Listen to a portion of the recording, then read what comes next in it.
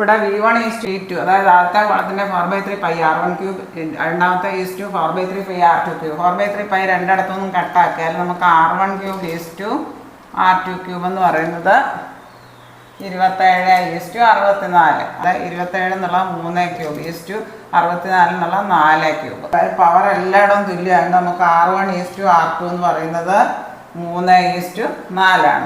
അതായത് ആരങ്ങൾ തമ്മിലുള്ള അംശബന്ധം x⁴y ആയാൽ ഉപരിതല വിസ്തീർണങ്ങളുടെ അംശബന്ധം x²y² ആണ്. ഉപരിതല വിസ്തീർണങ്ങളുടെ അംശബന്ധം ചോദിച്ചേക്കുന്നത് നമുക്ക് എന്ത് കിട്ടും?